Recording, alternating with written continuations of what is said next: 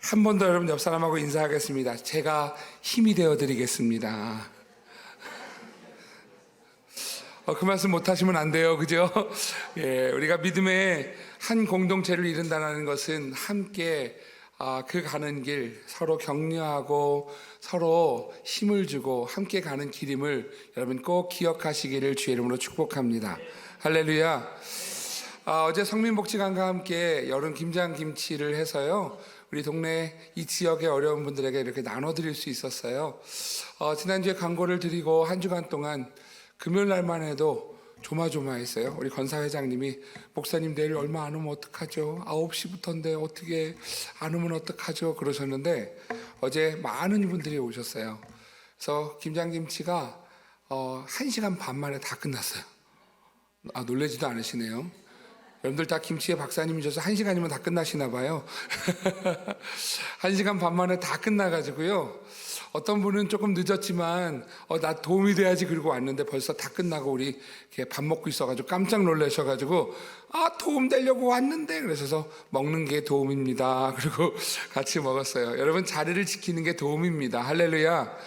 가면 폐만 되지 않을까? 이건 여러분 가족 아니고요. 가족은 함께 그냥 앉아만 있어도 도움이에요. 그죠? 아닌가요? 맞죠? 어떤 분들은 또 그래서 청소할 사람이 없겠구나 그래서 청소하는 자리를 지켜주신 분들도 계세요. 얼마나 감사한지 모르고요. 어제 복지관에서 김장 마치고 이렇게 보쌈 드세요 이렇게 고기를 많이 주셨는데 그거 혹시 모자라지 않을까? 또 어떤 성도님은요, 그 똑같은 만큼을 더 사가지고 오셔가지고, 그래서 얼마나, 어저께 밥보다 고기를 더 많이 먹은 것 같아요. 여러분, 제가 오늘 조금 살쪘어도 양해해 주시기를 부탁드립니다. 할렐루야. 여러분, 이게 가족이지요. 사실 김장하면서요, 저도 이렇게 김치 속을 이렇게 넣었거든요. 김치속 넣는데, 어떤 분들이 그렇게 많이 넣으면요 속이 모자라요. 어떤 분들은 괜찮아 이게 맛있어 막 이러면서 하는데 그게 가족 같았어요. 여러분 그렇게 가족은요 함께 하는 거예요. 여러분 그렇게 함께 할 때 기쁨이 넘치는 것을 여러분 기억하시고 여러분 그런 자리에 함께 동참하시기를, 그래서 여러분 교회 생활 믿음 생활이 기쁨과 즐거움이 가득 차시기를 주의 이름으로 축복합니다. 할렐루야. 여러분 다시 한번 옆 사람과 인사하겠습니다. 제가 힘이 되어 드리겠습니다. 어제 복지관과 함께 했던 사진들 잠깐 보여드릴게요. 복지관 사진들 이렇게 보시면 어제 교회로 첫 장을 왜 넘기시나요? 기도하고 시작했다는 거 보여드려야 되는데 기도하고 시작하고요. 그리고 이렇게 다음 장 넘겨주시면 복지관에서 김치 가서 남자분들이요 일산에서부터 달려오신 분이 계셨어요. 일산에서부터 9시까지 오셔서 시작하셨고요. 또 넘겨주시면 여러분 이렇게 머리 다 뒤집어 쓰고 앞치마하고 마스크하고 시작하고요. 그리고 또 넘겨주시면 우리 각 부분에서 이렇게 상자 싸고 이렇게 해서 만들고, 또 넘겨주시면 이렇게 다들 정말 열심히 김치속 머무렸거든요. 제 사진이 빨리 나와야 그렇죠. 저도 열심히 했어요. 그래서 이렇게 잘 마무리를 했습니다. 엘리베이터 이렇게 다 마무리하고 엘리베이터를 탔는데, 엘리베이터 타고 올라가는데 못 보는 사람들이 엘리베이터를 같이 타는 거예요. 많이 탔어요. 가득 찼어요. 그래서 엘리베이터 타고 순간은 처음 당황하다가 이거 김치 받으러 왔구나 이 생각을 했어요. 오신 분들이 근데 올라가면서 제가 목사인지 모르고요, 교회에서 이걸 나눠주네 이렇게 하시더라고요. 그래서 참 감사하다. 우리 교회를 밟는 모든 이들이 복받기를 축복합니다. 선민교회 이 땅을 밟음으로 인하여서 우리 모든 성도들이 함께 기도의 자리가 되어서 이 자리를 통하여서 축복이 흘러가는 그러한 우리 선민교회가 될 수 있기를 간절히 소망합니다. 소망하기는 그렇게 시작된 그러한 그 발걸음들이요, 내가 하나님의 자녀라는 사실을 알고 하나님이 나 때문에 십자가에 달려 돌아가셨다는 사실을 깨닫고 주님의 은혜 안으로 들어올 수 있는 그러한 복이 있기를 간절히 소망합니다. 할렐루야. 우리 현재 세일의 평화기도를 진행하고 있죠. 주제가 이렇습니다. 주제가요, 서로 사랑하라. 서로 사랑하라는 주제로 함께 가고 있습니다. 서로 사랑하라는 주제로 세 일에 동안 기도하고 있는데요, 첫 일의 주제가 무엇이었느냐 하면 회개였어요. 서로 사랑하는 첫 단추는 무엇이다? 회개다라는 거예요. 내가 잘못했음을 인정할 때 그때 사랑이 시작이 되는 거고요. 두 번째 주간이지요. 지난 월요일부터 오늘까지 용서예요. 어떻게 용서할 수 있느냐 하면 내가 죄인이라는 사실을 깨달을 때 다른 이들의 잘못도 용서해 줄 수 있는 것이다 라는 것이지요. 오늘까지가 용서이고 내일부터 다음 주일까지 주제가 이제 화목이라고 하는 것이죠. 화해와 화목입니다. 그렇게 서로 사랑하라는 그러한 일들을 이루자라고 하는 것이에요. 여러분, 그 두 일의 가운데 오늘 마지막 날, 용서의 마지막 날입니다. 사실 이 말씀, 오늘 본문 말씀을요, 지난 금요일 날 말씀이 어제 토요일 말씀을 가지고 금요 부흥의 말씀을 전하면서 사실은 2달 전부터 오늘 말씀을 좀 준비를 하고 있었어요. 이 말씀을 금요일과 오늘까지 해서 시리즈처럼 설교를 해야겠다라는 생각을 가지고 말씀을 준비를 했습니다. 금요일에는 토요일 새벽 예배 큐티 말씀이어서 우리 세일의 기도 큐티 말씀이어서 그리고 그 말씀과 말씀을 시작하니까는 그 말씀에 이어서 시리즈가 돼야 된다라는 생각을 가지고 준비하고 있던 터라 오늘 말씀을 전하면서 오늘 이 말씀의 은혜가 저에게 여러분에게 임하는 복된 시간이 될 수 있기를 간절히 소망합니다. 금요일 말씀과 좀 이어서 가야 돼서 금요봉회 때 시작했던 말씀들을 좀 나누려고 하는데요. 먼저 여러분 인생을 살아가는 목적이 무엇일까에 대한 고민이에요. 우리가 인생을 살아가는데 목적은 여러분 우리는 세상 사람들은 돈 잘 벌고 편안하게 먹고 사는 것이 목적인 것으로 알고 살아가더라라는 것이지요. 그런데 인생의 끝이 여러분 그렇게 부유하게 그렇게 잘 사는 데는 100년을 넘지 못하더라는 거지요. 끼케봤자 100년 사는 인생인데 문제는 그 다음 인생이라는 거예요. 그래서 인생의 목적을 웨스트민스터 소요리문답과 하이델베르그 요리문답에서는요 이렇게 이야기합니다. 웨스트민스터 소요리문답에서는요 살든지 죽든지 하나님의 영광을 위해서 사는 것이다. 그리고 영원토록 그를 즐거워하는 것이다. 여러분 이게 뭐냐면 구원이에요. 구원받는 것이 인생의 목적이다라는 것이지요. 그리고 하이델베르그 요리문답에서는 이렇게 이야기합니다. 인생의 유일한 위로는 무엇입니까? 그러면 인생의 유일한 위로는 하나님. 그래서 진정한 위로가 바로 예수 그리스도이다라고 하는 것을 고백하는 것이지요. 여러분 이것이 위로인 이유는 절망밖에 없는 우리의 인생에 어쩌면 100년이 지나면 영원히 사는 속에서 100년 이후를 준비하는 데 있어서 우리에게 유일한 위로가 무엇이냐면 예수를 믿는 것이다 라는 것이죠. 자, 여기까지가 인생의 목적이라고 한다면 그러면 우리가 신앙생활을 구원받은 백성으로서 신앙생활을 하는데 목적은 무엇인가라는 거예요. 여러분 신앙생활하면서 우리의 목적이 무엇인가? 신앙생활하는데 잘 먹고 잘 사는데 목적을 두면 안 되겠지요. 더 나가야지요. 그 목적이 무엇인가를 이야기하면 하이델베르그 요리문답 88문에서 91문이 이렇게 이야기를 해줍니다. 제가 문제를 읽으면 여러분들 답을 좀 해주세요. 88문을 읽겠습니다. 사람의 참된 회심은 몇 부분으로 되어 있습니까? 시작.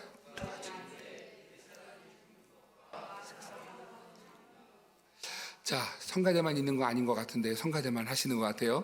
여러분 다 읽어주셨으면 좋겠어요. 사람의 참된 회심은 몇 부분이라고요? 두 부분으로 두 가지로 나눠져 있는데요. 하나는 옛사람이 죽는 것, 그리고 새 사람으로 사는 것이에요. 자, 옛사람이 죽는 것이 무엇인가 질문이죠. 옛사람이 죽는다는 것은 무엇입니까? 시작.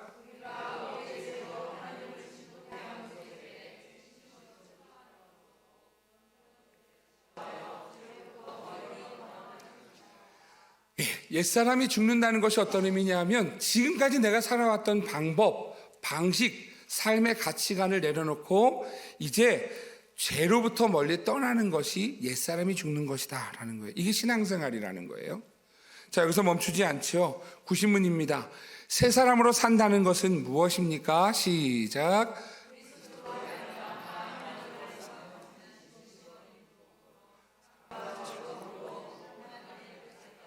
모든 선행을 하며 사는 것입니다.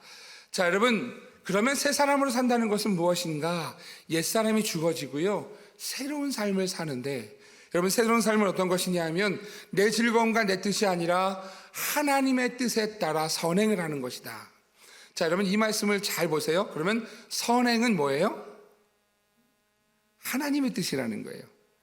선행이 우리가 알고 있는 세상에서 봉사 많이 하고 여러분 세상에서 착한 일 많이 하는 게 선행이 아니에요. 아니에요.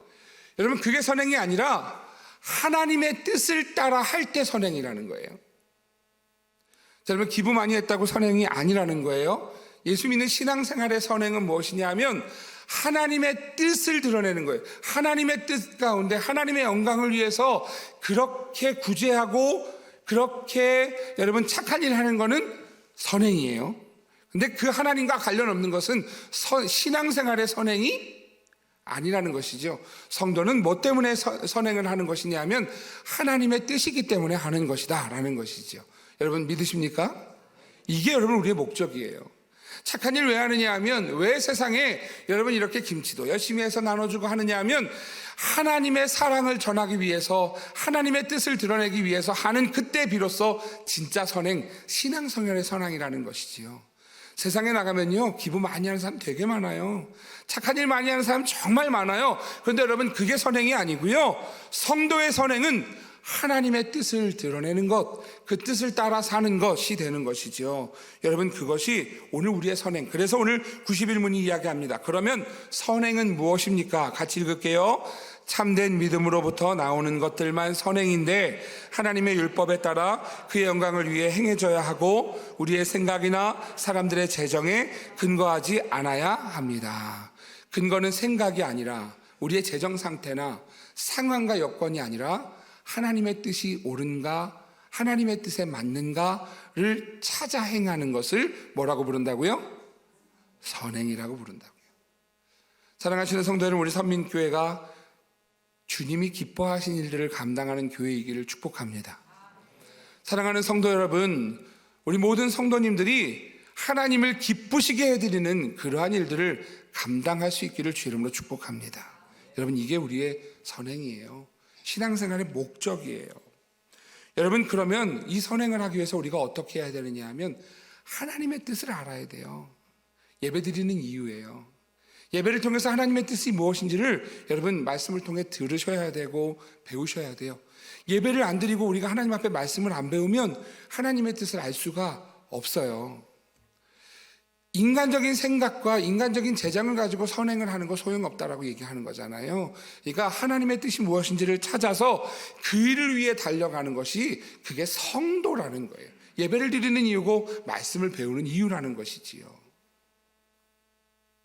여러분은 어떻게 예수님을 닮아갈 수 있냐면 하나님의 뜻을 알 때, 배울 때, 닮아갈 때 알 수 있다는 것입니다. 세례 평화기도를 보면서요 용서를 보고 있어요. 용서를 보고 있는데요, 이 용서를 보면서 왜 용서해야 되느냐?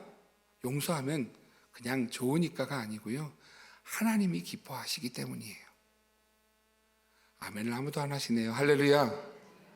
왜 용서해야 되느냐 하면, 왜 사랑해야 하느냐 하면 하나님이 기뻐하시기 때문에요. 오늘 우리는 하나님께 죽음에서부터 살리신 바 된 하나님의 사람들이기에 하나님이 기뻐하시는 용서를 하자라는 것이지요. 오늘 그것이 성도의 삶입니다. 여러분 그 길이요 쉽지 않아요. 오늘 성가대가 오늘 찬양을 불렀어요. 찬양을 부르는데요, 여러분 천국 가는 길, 나그네 길, 여러분 그 나그네 길이 쉽지 않아요. 그 나그네 길이 얼마나 힘든지요 책 제목으로 우리에게 잘 알려져 있잖아요. 철로 역정이에요.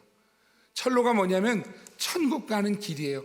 구원은 우리가 믿기만 하면 되고 거저받은 은혜예요. 그런데 구원받은 은혜는 거저받았지만 여러분 구원의 길은요, 천국 가는 길은요, 그래서 우리가요 역정, 여러분 어려움과 역경과 고난의 길을 걸어가는 거예요. 그게 천국 가는 길이라는 것이지요.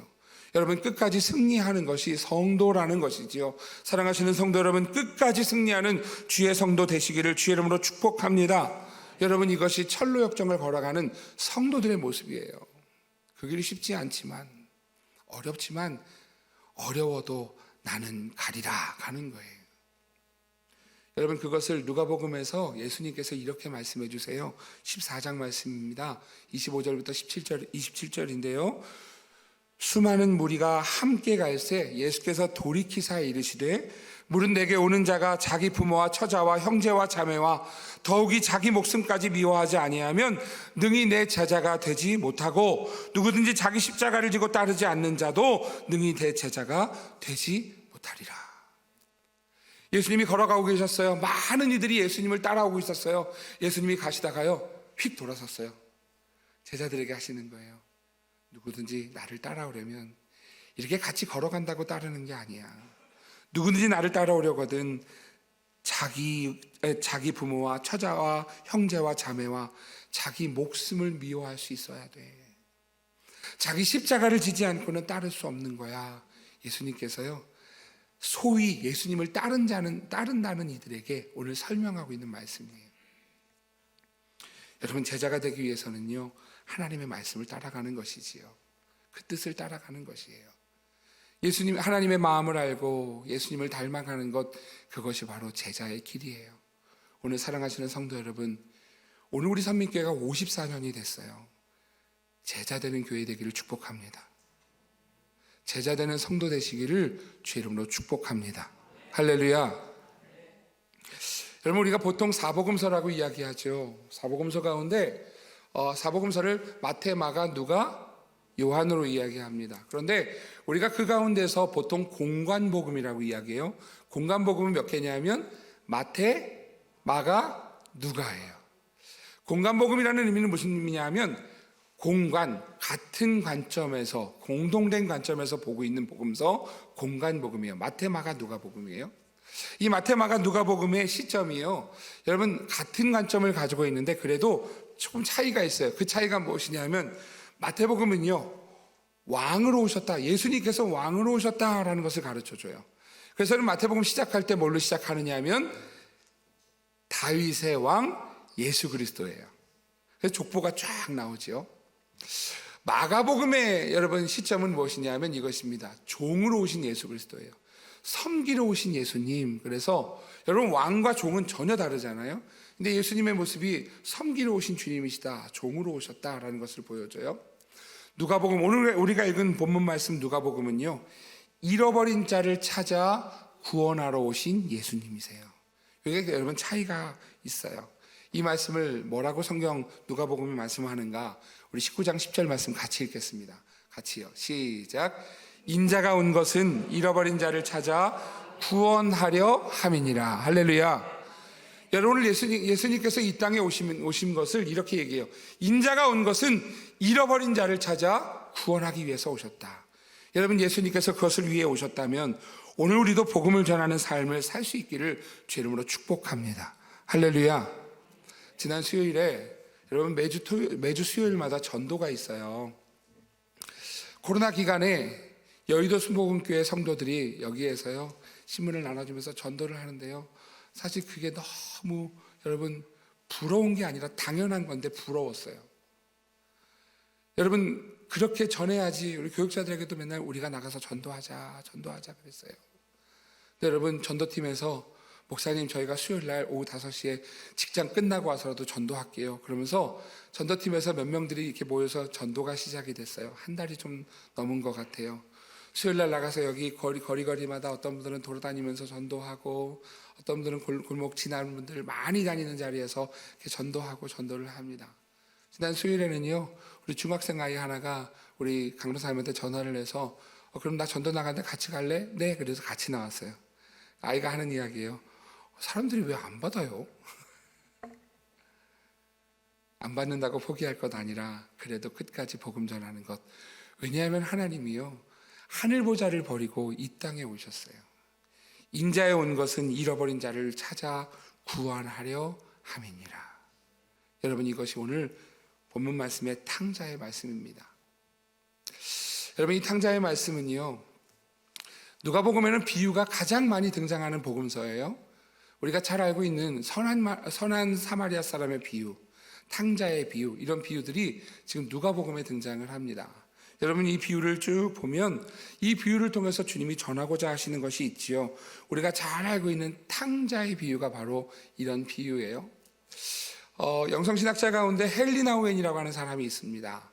헨리 나우엔이라는 사람의 책이 어떤 책이 있냐면 탕자의 귀향이라는 책이 있어요. 근데 이 책은 왜 쓰게 됐는가 하면 헨리 나우엔이 렘브란트라고 하는 사람 화가의 똑같은 제목이죠. 탕자의 귀향이라고 하는 그 제목의 미술 그림이 너무 은혜가 되는 거예요. 그래서 한동안 그 그림을 보는 게 본인에게는 참 보고 기도하고 묵상하는 게 기쁨이어서, 그래서 그 그림이 전시되어져 있는 그 전시관에 매주 찾아가서 그래서 그 그림을 감상을 했다 그래요. 렘브란트의 그림이 이렇습니다. 보여드리면 렘브란트의 탕자의 귀향이라고 하는 그림이에요. 자, 여러분 누가 아버지 같으세요? 누가 탕자 같으세요? 예, 무릎 꿇고 있는 사람이 탕자겠죠? 예, 그럼 아버지는 누굴까요? 그 앞에 앉고 있는 사람이 아마도 아버지가 아닐까 생각이 되죠. 그 외 사람들이 지금 3명 정도가 보이는데요. 이 사람들이 정확히 누군지는 알지 못하겠지만 그 중에 누가 있을까요? 형도 있겠고 또 누가 있을까요? 종들도 있겠죠. 예, 예. 여러분 종들에게 이 지금 탕자를 맞이하면서 받았으니까, 여러분 이 렘브란트의 탕자의 귀향이라는 그림이 심취되어져 있었던 헨리 나우엔 목사님이 친구 바트 게비건이라고 하는 사람을 만나서 그래서 게비건에게 이야기를 합니다. 같이 밥을 먹으면서 나는 렘브란트가 그린 이 탕자의 귀향이라고 하는 그림이 너무 좋아. 나는 너무 좋아서 그림이 자꾸 묵상하게 돼. 그러면서 하는 얘기였어요. 내가 탕자 같아. 내가 탕자 같아. 내가 참 하나님 앞에 탕자 같아. 이렇게 이야기하는 거예요. 그러자 게비건이 이렇게 이야기합니다. 뭐? 자네가 탕자라고? 아닌데? 내가 볼 때는 자네는 탕자가 아닌데? 자네는 탕자가 아니라 형 같아. 첫째 아들 같아. 여러분 헨리 나우엔은요 충격이었어요. 왜냐하면 이 탕자의 비유의 주제는 늘 탕자였거든요. 그런데 오늘 그가 발견하게 된 건 눈에 띄지 않았던 탕자의 형이었던 것이죠. 그러고 보니까 이 게비건의 말이 맞는 거예요. 왜냐하면 어렸을 때부터 그는 교회를 열심히 다녔고 교회를 떠나본 적도 없었고 교회 봉사도 열심히 했었고 그러면서 탕자라는 이름의 삶을 살아본 적이 없는 것이지요. 그런데 자기 자신을 성경 말씀에 적용을 그냥 매번 적용을 하다 보니까 나는 탕자야, 탕자야를 그냥 여러분 이렇게 주입되어져서 고백하고 있더라라고 하는 거예요. 자기는 탕자라고 할 만한 내용이 아니고 어쩌면 형 같은 모습으로 살았는데 그런데도 불구하고 자기는 탕자라고 이야기했던 자신의 모습이 발견된 것이지요. 여러분 탕자 이야기의 내용을 좀 전해드리면 이렇습니다. 어떤 아버지에게 아들이 둘이 있었어요. 그 작은 아들이 아버지에게 이야기합니다. 아버지 재산 중에 나에게 돌아올 분깃을 저에게 주십시오. 그래요. 여러분 이 말이 안 되는 내용이지요. 왜냐하면 아버지가 아직 죽을 때가 되지 않았어요. 돌아가실 때가 되지 않았어요. 그런데 그 둘째 아들은 아버지의 이 재산이 마치 자신의 것인 것처럼 내 몫을 주십시오라고 요청을 하는 거예요. 근데 아버지가 그 아들을 보고 그 아들에게 그래도 재산을 나누어서 각각 주었다라고 이야기합니다. 각각 준 것은요, 성경에 보면 각각 주었다라고 이야기하는 것을 보면 둘째 아들에게도 주고 누구에게도 줬을까요? 첫째 아들에게도 줬다는 얘기예요. 자, 그렇게 둘째 아들도 첫째 아들도 받았어요. 둘째 아들이 그 재산을 분깃을 받아서 성경에 보면 멀리 먼 나라로 갑니다. 그리고 그곳에서 허랑방탕하게 사용합니다. 그 물질이 다 소진됐고요. 그래서 다 탕진했다라고 이야기를 하지요. 교회 안 다니는 분들도 아는 이야기이기 때문에 여러분 이렇게 좀 정리를 해드리면 탕진하고 나서 그가 어디를 가느냐 하면 이제 다른 사람들의 집에 들어가서 돼지 치는 일을 합니다. 웬만하면 안 그랬을 거예요. 웬만하면 자기가 돈 있었을 때 마음껏 썼으니까 같이 먹고 즐기던 사람들에게 가서 밥을 얻어먹을 만도 했을 거예요. 그런데 여러분 상황이 어떤 상황이 일어나냐 하면 기근이 왔어요. 기근이. 그러니까 여러분 누군가에게 얻어먹을 수 없는 상황이 된 것이지요. 그래서 여러분 그는 일을 해야 됐었고 그래서 그는 다른 집에 종으로 들어가서 돼지 치는 일을 하게 됩니다. 이 비유를 예수님 말씀하실 때 유대인들은 다 알아요. 왜냐하면 돼지 치는 일은 이스라엘 사람들이 가장 꺼리는 일이기 때문이지요. 이스라엘 사람들은요, 돼지에 대해서 불결한 짐승으로 여겼어요. 그래서 불결한 짐승인 돼지를 치는 사람들은 가장 천한 사람들로 봤다는 것이지요. 근데 그 돼지 치는 일을 이방인들이 할 법한 일을, 그런데 이 탕자가 하고 있다. 거기서 멈추지 않아요. 여러분, 그곳에서 돼지가 먹는 열매, 쥐염 열매를 먹고 살아요. 먹을 것이 없어서. 쥐염 열매 보여드릴게요. 여러분, 제 목양실에서 찍은 사진이에요. 제가 이스라엘 갔을 때 저 쥐염 열매를 가져왔어요. 쥐염 열매가 사람들이 같이 성지순례를 갔을 때요, 겟세마네 동산을 지나갈 때 사람들이 다 기념관 찾아가고 막 그러는데, 제가 가서 가이드를 괴롭혔거든요. 가이드한테 이것 물어보고 저것 물어보고 막 그러고 다녔더니 보너스를 줬어요. 그 가이드가 저한테, 제가 전도사 때 갔는데요, 전사님 이거 지금 뭔지 아세요? 그래서 발로 이렇게 툭툭 치는 거예요. 발로 이렇게 열매를, 저거를 툭툭 쳤어요. 이게 뭐예요? 그랬더니 이게 쥐염 열매예요. 쥐염 열매가요, 바닥에 하나 가득 있는데요, 아무도 안 주웠어요. 저만 주웠어요. 그래서 쥐염 열매 가져와서요, 하나가 부러져서 그 안에 있는 거를 열어봤는데, 저 안에 여러분 콩 같은 거 보이시지요? 쥐염 열매가 강낭콩 같아요.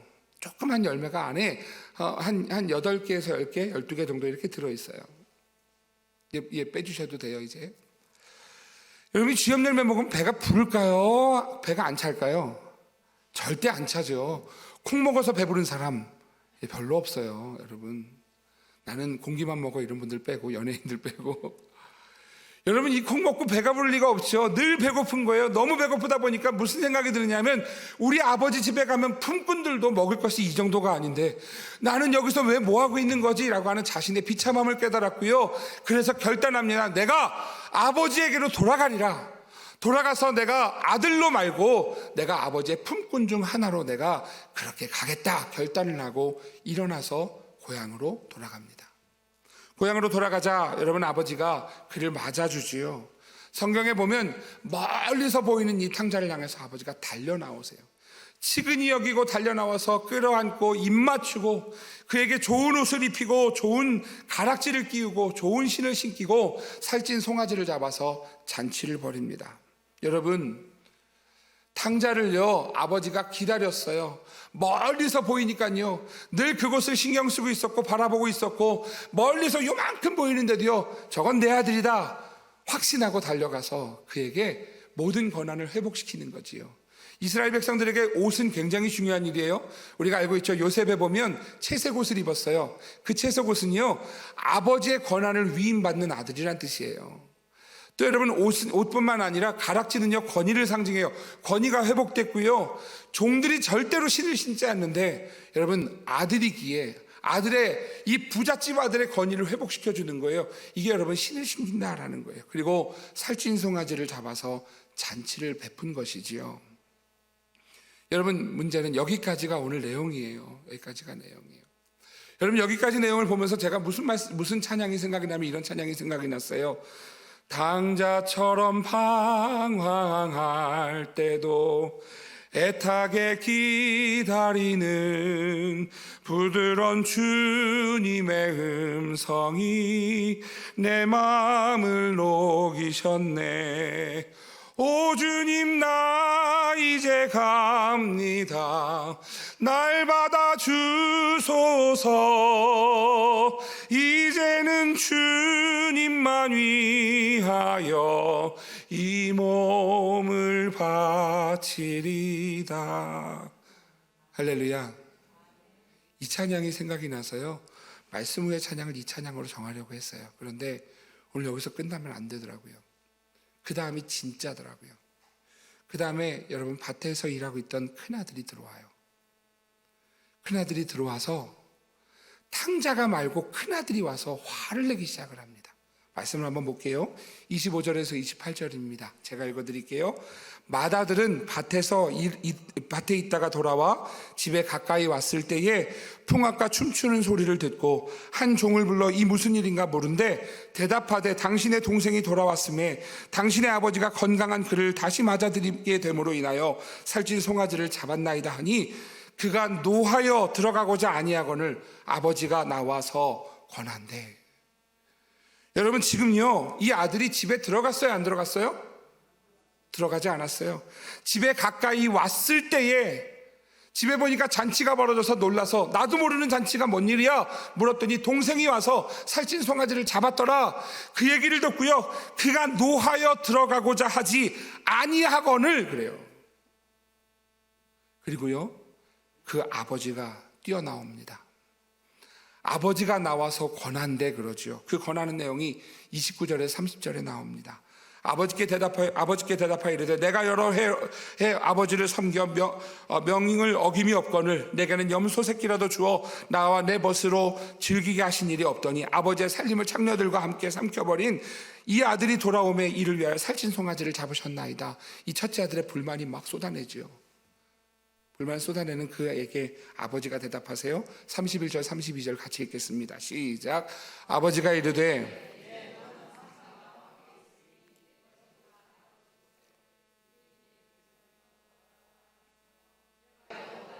얻었기로 우리가 즐거워하고 기뻐하는 것이 마땅하다 하니라. 아멘.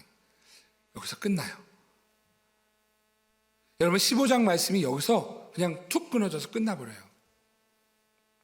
그 다음에 탕자가 어떻게 됐더라, 아버지가 어떻게 하셨더라, 여러분 그 첫째 아들이 어떻게 됐더라, 이 상황이 어떻게 됐더라, 이런 게 없이요, 여기서 끝나요. 이 말씀의 진짜 이유를 보려면은요, 11절 먼저 들어가야 돼요. 11절 같이 한번 읽어볼게요. 같이요. 시작. 또 이르시되 어떤 사람에게 두 아들이, 몇 아들이 있다고요? 두 아들이 있는데, 여러분 탕자가 주인공이었다면, 둘째 아들이 주인공이었다면, 여러분 둘째 첫째를 나눌 이유도 없어요. 이게 지금 비유거든요. 사실이 아니에요. 그냥 아들이 있는데 그 아들이 나에게 분깃을 주십시오 하고 갔어야 되는 거예요. 그런데 여러분 예수님은요, 두 아들 얘기를 하려고 하는 거예요. 한 아들이 아니라 두 아들 얘기를 하려고 하는 거예요. 여러분 탕자처럼 방황할 때 이 탕자가 아닌 분들도 귀 기울여 주십시오. 왜냐하면 이 성경의 말씀은 두 아들을 향해서 얘기하고 있기 때문에 그래요. 좀 더 그 이야기를 진행을 해보면 오늘 15장 말씀은요, 세 개의 비유가 나옵니다. 여러분 이 비유가 첫 번째 비유가 이거예요. 잃은 양을 찾은 비유예요. 그리고 두 번째 비유가 여러분 잃어버린 드라크마를 찾은 비유예요. 세 번째 비유가 여러분 잃은 아들을, 탕자를 찾는 비유예요. 여러분 그 내용이 이렇죠. 첫 번째 비유는요, 100마리의 양이 있었어요. 근데 그 양 가운데요, 몇 마리를 잃어버렸어요? 한 마리를 잃어버렸어요. 여러분 그때 여러분 성경에 뭐라고 말씀하시는지 보시죠. 예, 성경이 뭐라고 얘기하느냐 하면 누가복음 15장 4절에서 6절 말씀입니다. 같이 한번 읽어볼게요. 시작. 너희 중에 어떤 사람이 양 100마리가 있는데 그 중에 하나를 잃으면 99마리를 들에 두고 그 잃은 것을 찾아내기까지 찾아다니지 아니하겠느냐? 또 찾아낸 즉 즐거워 어깨에 메고 집에 와서 그 벗과 이웃을 불러 모으고 말하되 나와 함께 즐기자, 나의 잃은 양을 찾아내었도다 하리라. 여러분 지금 이 이야기가 이거예요. 99머리를 여러분 우리에 넣어놨어요? 어디다 뒀어요? 여러분 말씀 다시 한번 보여주세요. 4절 말씀 뭐라고 얘기냐면 하나를 잃으면 99마리를 어디에 두고? 들에 두고. 여러분 염려가 되지 않으십니까? 여러분 지금 목자가 간 사이에 99마리가 또 한 마리처럼 도망가면 어떡하나? 여러분 염려가 되지 않습니까? 여러분 여기에서 우리가 뭘 할 수 있느냐 하면 이건 사실이 아니라 비유라는 거예요. 그러니까 여기 여러분 그거는 지금 관심이 없어요. 근데 중요한 거죠. 그럼에도 불구하고 표현했어요. 뭐라고 표현했느냐면 99마리를 두고 어디에 관심을 가져요? 한 마리에, 잃은 양 한 마리에 관심을 갖더라는 거죠. 그 말씀의 핵심을 7절이 설명합니다. 같이 읽어볼게요. 시작. 내가 너희에게 이르노니 이와 같이 죄인 한 사람이 회개하면 하늘에서는 회개할 것 없는 의인 99마리로 말미암아 기뻐하는 것보다 더하리라. 할렐루야. 여러분 6절까지 말씀의 내용이 이거야를 7절에 설명하는 거예요. 죄인 한 사람이 회개하면 99사람이 기뻐하는 일이야 라고 얘기하는 거예요. 여러분 두 번째 비유가 나오지요. 아까 이 비유표를 좀 계속 좀 왔다 갔다 보여주셔야 돼요. 두 번째 비유가 이것이죠. 10드라크마 중에 한 드라크마를 잃었어요. 말씀 볼게요. 15장 8절에서 9절입니다. 같이 읽어볼게요. 8절에서 9절 시작. 어떤 여자가 10드라크마가 있는데 하나를 잃으면 부지런히 찾지 아니하겠느냐? 또 찾아낸즉 벗과 이웃을 불러 모으고 말하되 나와 함께 즐기자.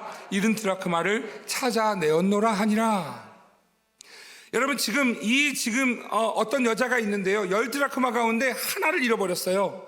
그 하나를 잃어버리니까 지금 아홉 개의 드라크마는요 눈에 보이지 않아요. 한 드라크마를 찾았고요, 열심히 찾았고요, 부지런히 찾았고요. 그래서 찾아냈을 때 이야기하죠. 벗과 이웃을 불러 모으되 나와 함께 즐기자. 잃은 드라크마를 찾아내었도다.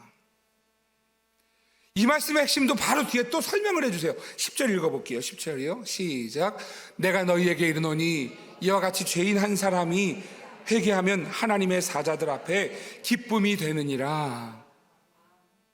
첫 번째 비유도 뭐냐 하면 죄인 한 사람, 두 번째 비유도 죄인 한 사람이라는 거예요. 근데 여러분 이 비유표를 다시 보여드리면 이래요. 비유가 이렇게 진행이 되지요. 비유표 다시 보여주세요. 제가 이거 순서대로 안 나서 죄송합니다. 비유가 이래. 첫 번째 비유는 100마리였어요. 거기에서 두 번째 비유는 10마리가 돼요. 자, 10마리에서 다시 2마리가 돼요. 그러면 이 2마리 가운데 결국엔 뭘 향하고 있냐면 마지막 한 사람에게 향해 있다는 것이지요. 여러분 지금요 100마리 가운데 한 마리를 잃어버려서 그 한 마리를 찾아 헤맸던 목자의 이야기가 나오는 거고요, 10개 중에 한 드라크마를 찾아 헤맸던 주인이 나오는 거고요, 두 아들 가운데 한 아들을 잃어버렸던 그 아버지가 이 한 아들을 맞아들이는 모습을 보여주면서 뭘 보여주는 것이냐 하면 그 형이 이랬어를 보여주는 거예요. 이 패턴이 이어지는 이유가 무엇이냐 하면 오늘 여러분 이 패턴에서 진짜 중요한 것은요, 오늘 하나님의 마음을 얘기해 주려고 해요. 그 이야기를 15장 전체가 보여주는 거예요. 여러분 양 한 마리가 얼마인지 아세요? 인터넷 찾아보니까요 한 35만 원 정도예요. 양 한 마리가. 여러분 양 한 마리를 가지고 한 마리를 찾았어요. 그런데 여러분 성경에 뭐라고 얘기했냐면 우리가 먹고 즐기자, 지인들을 초대해서 축제를 벌여요. 여러분 한 마리를 찾았는데 35만 원 가지고 잔치 벌일만 합니까? 잔치 벌이는 건 낭비죠. 근데 여러분 여기 지금 가치의 이 양 한 마리의 가치가 지금 중요한 게 아니라는 거예요. 한 영혼, 한 양 한 마리에 기쁨이 있더라는 거예요. 한 드라크마는요 지금 돈으로 하면 25만 원 정도 돼요. 여러분 25만 원이라고 하는 돈을 찾았기 때문이 아니고 잃어버린 것을 찾은 데 관심이 있는 거예요. 이게 아버지의 마음이라는 거죠. 그래서 잃어버린 아들을 다시 찾았기 때문에 여러분 그 기쁨에, 여러분 지금 살찐 송아지를 잡았어요. 살찐 송아지는요 여러분 몇백만 원을 해요. 그런데 그것을 잡을 만큼, 왜냐하면 죽었다가 다시 살아난 이 아들이 기뻐서 99마리가 아깝지 않아, 9드라크마가 아깝지 않아, 오늘 살찐 송아지가 아깝지 않아 라고 하는 이야기를 하는 거예요. 그런데 오늘 이 말씀의 진짜 의미가 무엇인가? 결국엔 그 아들, 큰 아들 한 사람의 마음 자세라는 것이지요. 여러분 이 아들에게는요 기쁨이 없었어요. 즐거움이 없어요. 동생이 돌아왔어요. 동생이 죽었다가 살아났고 잃었다가 다시 찾았는데 그 동생을 찾은 기쁨이 없어요. 오히려 분만 있고 즐거움이 없어요. 화가 나요. 그래서 그 아들이 하는 이야기죠. 어떻게 이런 일을 합니까? 이 말씀을 누구에게 하고 있는지를 보셔야 돼요. 이 비유를 시작하기 전에 1절에서 3절 말씀에 이 비유를 누구에게 하는지를 보여줍니다. 읽어볼게요. 1절에서 3절이요 같이 읽어요. 1절에서 3절 같이 읽습니다. 제가 여기저기다 말씀을 흩어놨나 봐요. 15장 1절에서 3절 말씀, 이 비유, 새 비유가 시작되는 점에 1절 3절 말씀이에요. 같이요 시작. 모든 세리와 죄인들이 말씀을 들으러 가까이 나오니 바리새인과 서기관들이 수군거려 이르되 이 사람이 죄인을 영접하고 음식을 같이 먹는다 하더라. 예수께서 그들에게 이 비유로 이르시되. 아멘. 이 비유를 하고 있는 이유가 무엇인지를 잘 보셔야 돼요. 예수님께서 가시니까요 여러분 어떤 사람들이 왔느냐면 세리들이 막 모여들었어요. 세리는 그 당시에 사람들이 싫어했던 사람들이죠. 피했던 사람들이에요. 죄인들이 모여들었어요. 그들이 막 모이니까 그때 종교 지도자들이라고 하는 바리새인들과 서기관들이 수군거리기 시작했어요. 수군거리면서 여러분 2절 다시 보시면 이렇죠. 이 사람이 죄인을 영접하고 음식을 같이 먹는다라고 여러분 지들끼리 수군거리면서 여러분 이야기를 한 거죠. 그리고 나 3절이 뭐라고 얘기한 거 보셔야 돼요. 예수께서 그들에게 이 비유로 말씀하셨다예요. 그들이 누굴까요? 바리새인과 서기관들이에요. 이 비유는요, 죄인들 탕자를 향한 비유가 아니고요, 남아있는 사람들을 향한 비유라는 거예요. 바리새인들, 서기관들, 당시의 목사, 장로, 안수집사, 권사, 교회 오래 다닌 사람들, 모태신앙, 여러분 그 사람들을 향해서 하는 이야기라는 거예요. 이 말씀이요, 예수께서 바리새인과 서기관들에게 그 이 비유로 이르시되, 이 말씀이 오늘로 따지면 뭐냐 하면 예수께서 목사들에게 이 비유로 이르시되, 예수께서 장로들에게 이 비유로 이르시되, 예수께서 안수집사들에게 이 비유로 이르시되, 예수께서 권사들에게 이 비유로 이르시되, 예수께서 54년 된 교회에 이 비유로 이르시되, 예수께서 모태신앙한 사람들, 그 사람들에게 이 비유로 이르시되, 오늘 여러분 예수님이 오늘 저에게 여러분에게 하고 계신 음성이 들려지시기를 주의 이름으로 축복합니다. 여러분 주님은요 안타까우신 거예요. 주님이 여러분 이 땅에 어떻게 오셨느냐 하면 하늘 보좌를 버리고 오셨어요. 하늘에 계셨으면 모든 영광과 모든 권세가 그에게 있는데, 오늘 왜 오셨느냐 하면 오늘 저를 위해서, 여러분을 위해서 잃어버린 양 한 마리를 찾아 99마리를 내려놓고 천국 보좌를 내려놓고 그리고 이 땅에 오셨다는 거예요. 여러분 이 말씀을 통하여서 탕자를 보시면 안 되고요, 첫째 아들을 보시고 하나님의 마음을 보셔야, 그래야 예수님 말씀 듣는 거예요. 여러분 우리가 전도 왜 하는지 아세요? 시간 나서 전도 못해요. 건강 있을 때 전도 못해요. 돈 쌓아놓고 전도하는 사람 못 봤어요. 다른 것 중요하지만 그보다 하나님의 가장 큰 관심이 어디 있느냐 하면, 한 영혼, 잃어버린 한 마리, 잃어버린 한 드라크마, 잃어버린 탕자, 그리고 그 가운데서 결국에는 너희들도 내 안에 있었지만, 밭에서 일하고 있었지만 너희들도 잃어버렸기에 내가 너를 찾고 있는 거야 라고 오늘 저에게, 여러분에게 말씀하시는 거라는 거예요. 사랑하시는 성도 여러분, 오늘 말씀은 첫째 아들에게 하는 이야기예요. 죽었다가 살아난 둘째 아들이 나왔는데 너 그게 왜 문제야? 뭐가 문제야? 내가 이것보다 다른 어떤 것보다 우선권을 주는 게 뭐가 문제야? 이게 내 마음이야. 너 왜 그 마음을 이해 못해? 둘째 아들 뭐 하고 있었는지 아세요? 봉사하고 있었어요. 밭에서 일하고 있었어요. 교사하고 있었어요. 성가대하고 있었어요. 여러분 주차 봉사하고 있었고요, 방송실 봉사하고 있었고요. 근데 여러분 그에게, 저에게, 여러분에게 봉사하고 있는 현장에 있는 이들에게 오늘 주님 말씀하시는 거예요.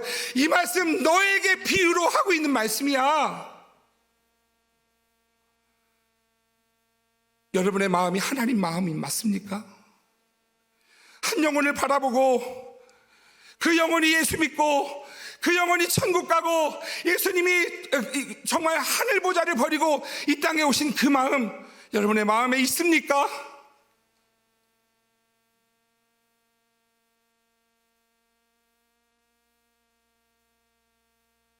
수요일에 전도하러 오세요. 복음 전하는 자리에 여러분 다 제쳐두고 달려갈 수 있는 헌신 있기를 주의 이름으로 축복합니다. 그때 뭐라고 부르냐 하면 그때 제자라고 부르는 거예요. 그때 선행이라고 부르는 거예요. 다른 거 할 때 아니고요, 그때 하나님의 선행을 행하는 신앙생활의 목적을 가지고 가는 사람이라 하는 거예요.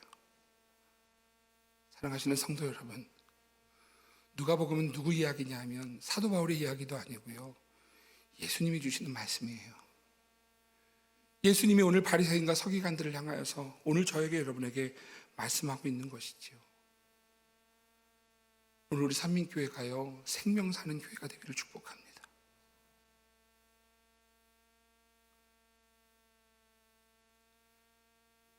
하늘의 모든 보좌를 버리시고 오신 곳에서 주님은 뭐 하셨느냐 하면 고난당하셨고요, 채찍에 맞으셨고요, 십자가에 못 박히셨고요,